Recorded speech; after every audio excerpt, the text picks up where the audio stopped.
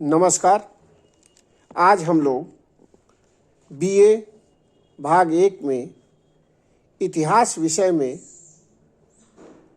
द्वितीय प्रश्न पत्र यूरोप का इतिहास के बारे में जानेंगे, जिसमें आज हम लोग पुनर्जागरण से संबंधित अध्याय का अध्ययन करेंगे। सबसे पहले हम लोग ये जानने का प्रयास करेंगे कि पुनर्जागरण से तात्पर्य क्या है। पुनर्जागरण फ्रांसीसी शब्द रेनेसा का हिंदी रूपांतर है, जिसका अर्थ पुनर्जन्म अथवा पुनर्जागरण होता है। पुनर्जागरण को प्रायः पांडित्य के पुनः उदय का नाम भी दिया जा सकता है। मध्य युग के समान अधिकांश बातों को प्राचीन युग में बिना आलोचना तथा विवाद के स्वीकार नहीं किया जाता था। प्राचीन युग की इसी तथ्य को आधुनिक युग में भी स्वीकार किया गया तथा पुनर्जागरण को मानव इतिहास में इतना महत्वपूर्ण बनाने का श्रेय भी मुक्त समीक्षा तथा स्वीकृत परंपरागत विचारों की परीक्षा के उपरांत उनका अनुसरण करने की भावना के उत्पन्न होने को है। एक तरह से कहा जाए तो पुनर्जागरण यूरोप को मध्य युग से आधुनिक युग की ओर ले जाने का एक मार्ग है। पुनर्जागरण के कारण यूरोप की जनता का जीवन के प्रति मोह उत्पन्न हुआ। सांसारिक सुखों ने भी उन्हें अपनी ओर आकर्षित किया। पुनर्जागरण के कारण मध्ययुगीन आडंबरों, अंधविश्वासों एवं प्रथाओं, जो कि कुप्रथा के रूप में थी, उनका अंत हुआ और उनके स्थान पर व्यक्तिवाद, भौतिकवाद, स्वतंत्रता की भावना, उन्नत आर्थिक व्यवस्था एवं राष्ट्रवाद को प्रोत्साहित किया गया। एक तरह से कहा जाए तो पुनर्जागरण परिवर्तन का युग है। अब हम लोग चर्चा करेंगे पुनर्जागरण की प्रमुख विशेषताएं, कि पुनर्जागरण की क्या महत्वपूर्ण विशेषताएं थी। इसमें जो सबसे पहली विशेषता है वह है मानववाद, ह्यूमनिज्म। पुनर्जागरण के कारण कहा जाए तो मानववाद की विचारधारा को बल मिला। मानववाद का अर्थ है मनुष्य को महत्व देना। अगर दूसरे शब्दों में कहा जाए तो मानववाद वह धारणा थी जिसने एक ओर तो प्राचीन साहित्य में ही सभी गुण, मानवता, माधुर्य, सौंदर्य एवं जीवन का वास्तविक सार देखा। वहीं दूसरी ओर आध्यात्मिकता, वैराग्य एवं धर्मशास्त्रों की सार्थकता से भी स्पष्ट इनकार कर दिया। इस धारणा को स्वीकार करने वाले मानववादी कहलाए। प्राचीन यूनानी सभ्यता एवं संस्कृति का पक्षपाती पैटार्क मानववाद का पिता कहा जाता है। Michael Angelo, Donatello, Machiavelli, Leonardo da Vinci इत्यादि पुनर्जागरण के अन्य प्रमुख मानववादी थे। इन मानववादियों ने तात्कालीन समाज की प्रमुख समस्याओं पर कड़ा प्रहार किया। मानववादियों ने मध्ययुगीन व्यवस्था के विरोध में आवाज उठाई और धार्मिक विषयों के स्थान पर मानव, इतिहास एवं भूगोल जैसे विषयों के अध्ययन अध्यापन पर बल दिया। मानववादियों के प्रयत्नों से मध्ययुगीन व्यवस्था की जर्जर दीवारें हिलने लगी। इटली के सभ्य एवं सुसंस्कृत वर्ग ने प्राचीन साहित्य एवं कला का अध्ययन जीवन का आवश्यक अंग बना लिया। लोगों के हृदय में लौकिक एवं पारलौकिक जीवन के प्रति जो धारणाएं मध्यकाल से चली आ रही थी, उसके प्रति आस्था समाप्त हो गई। भौतिकवादी शिक्षा को बल मिला। यहाँ तक कि अब मानववाद इटली तक ही सीमित नहीं रहा, बल्कि उसकी जड़ें यूरोप के अन्य देशों में भी फैलने लगी और धीरे धीरे मानववाद ने यूरोप में पुनर्जागरण पैदा कर धर्म सुधार आंदोलन के मार्ग को प्रशस्त कर दिया। पुनर्जागरण की जो एक अन्य प्रमुख विशेषता है वह है कला का विकास। कला के विकास में अगर हम देखें तो स्थापत्य कला, मूर्तिकला, चित्रकला, साहित्य इत्यादि का विकास पुनर्जागरण युग में व्यापक रूप से हुआ। मध्ययुगीन यूरोप की कला मुख्यतः ईसाई धर्म से संबंधित थी। धर्म के साथ जुड़े होने के कारण मध्य युग में कला का अपना कोई स्वतंत्र एवं पृथक अस्तित्व नहीं था, परंतु पुनर्जागरण काल में हम देखते हैं कि कला के विषयों में परिवर्तन होता है और इसका सबसे बड़ा कारण मानववाद को ही माना गया है। पुनर्जागरण काल में साहित्य एवं प्राचीनता का विशेष प्रभाव कला पर पड़ा। संपूर्ण यूरोप में कला के क्षेत्र में इटली के कलाकारों की श्रेष्ठता सबसे ऊपर थी। अतः जब पुनर्जागरण का केंद्र इटली कला के क्षेत्र में संपूर्ण यूरोप का विजेता बना, तो जिसका प्रभाव यूरोप के अन्य देशों पर भी पड़ा। जहाँ तक स्थापत्य कला की बात है तो इटली के कलाकारों के प्राचीनतम यूनानी एवं रोमन कलाकारों की शैली को पुनर्जीवित करने का एक अनूठा प्रयास किया। यहाँ तक कि इसमें मौलिकता एवं नवीनता भी पर्याप्त रूप में थी। व्यक्तिगत भवनों की खिड़कियों को क्लासिकल पंक्तियों, प्लास्टर अथवा मेहराबों से सुसज्जित किया जाने लगा। इसका एक प्रमुख उदाहरण फ्लोरेंस में स्थित प्रसिद्ध मेडिसी गिरजाघर एवं रोम स्थित संत पीटर का नया गिरजाघर को देखा जा सकता है। जहां तक मूर्तिकला की बात है तो स्थापत्य कला की अपेक्षा मूर्तिकला के कलाकारों ने यूनानी शैली एवं स्वरूप से अधिक विशेष प्रेरणा प्राप्त की। मूर्तिकला का पथ प्रदर्शक दोनातेलो था।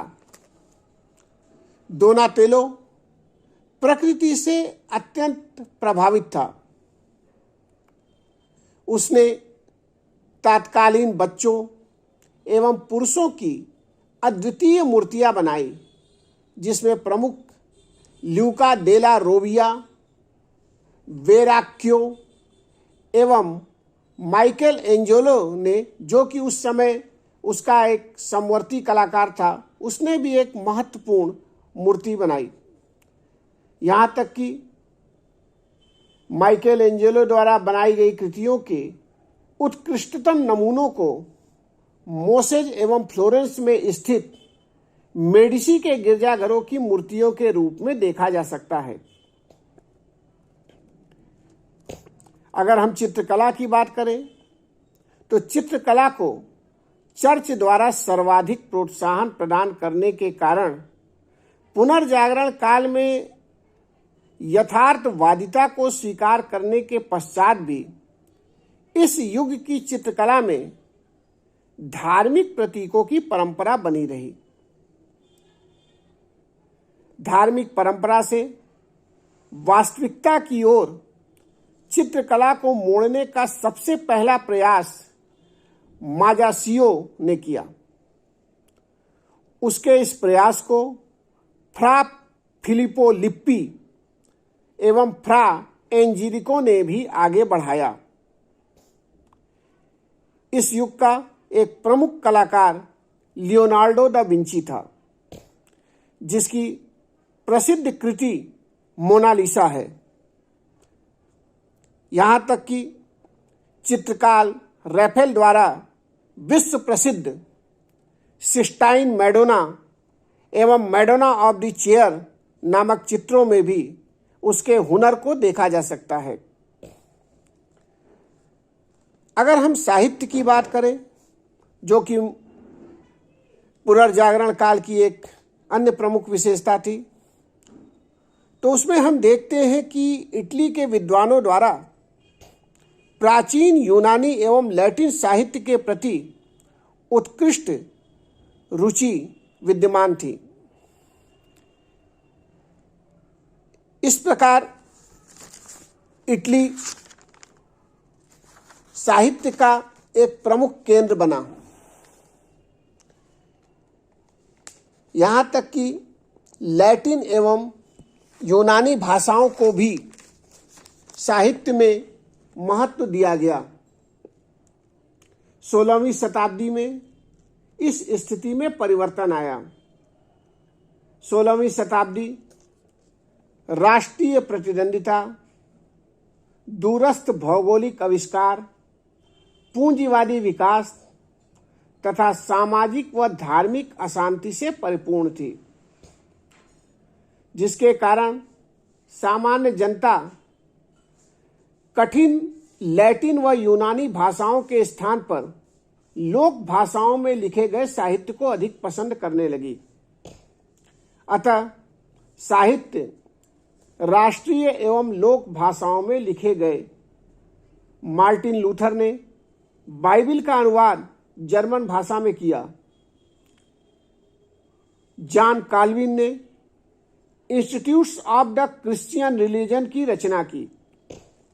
दांते, पैटार्क, बोक्सासियो, शेक्सपियर, मिल्टन, स्पेंसर, थॉमस मूर आदि विचारकों ने राष्ट्रीय विचारधारा के विकास में अपना महत्वपूर्ण योगदान दिया। राष्ट्रीय साहित्य के विकास में एक बहुत महत्वपूर्ण योगदान मैकियावेली का भी था। मैकियावेली ने discourses of Levi, history of Florence और द प्रिंस में अपने इन विचारों को प्रस्तुत किया। पुनर्जागरण काल की एक प्रमुख विशेषता महान भौगोलिक खोजें थी। यूरोप में सांस्कृतिक पुनर्जागरण एवं धार्मिक जागृति के परिणाम स्वरूप यूरोप के नाविकों द्वारा अनेक यात्राएं की गई। इन यात्राओं के परिणाम स्वरूप अनेक नवीन मार्गों का पता चला और नए स्थानों की खोज हुई। यूरोप का पूरब के देशों से संपर्क हुआ। इस युग में अमेरिका और भारत का समुद्री मार्ग खोजा गया। यहाँ तक कि इसी युग में कुतुबनुमा जो कि दिशा सूचक यंत्र था, उसका आविष्कार हुआ। इस यंत्र के आविष्कार ने समुद्री यात्राओं को अत्यंत सुगम बना दिया। इस यंत्र की सहायता से नाविक समुद्र में कहीं भी अपनी सही स्थिति जान सकते थे। पुनर्जागरण युग में समुद्री खोजों के अलावा विज्ञान एवं आविष्कार में भी महत्वपूर्ण या उल्लेखनीय प्रगति हुई। मध्ययुगीन यूरोप में विज्ञान के प्रति लोगों में रुचि न के बराबर थी। एक तरह से कहा जाए तो मध्य युग अंधा युग कहा जाता रहा। डनिंग जैसे विचारक मध्य युग को डार्क एज या अंधा युग कहते थे। उस समय जनता व राज्य पर चर्च का प्रभाव छाया हुआ था।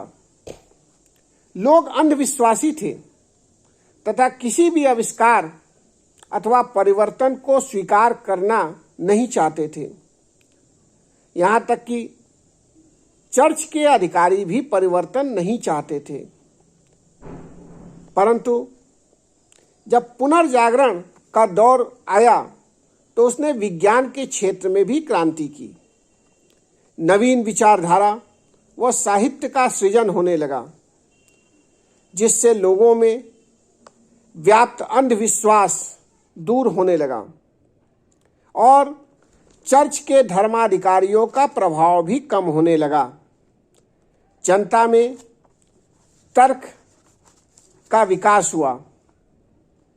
वे नवीन विचारधारा व वैज्ञानिक खोजों को स्वीकार करने लगे। एक तरह से कहा जाए तो इस युग को लोग वैज्ञानिक क्रांति का युग भी कहते हैं।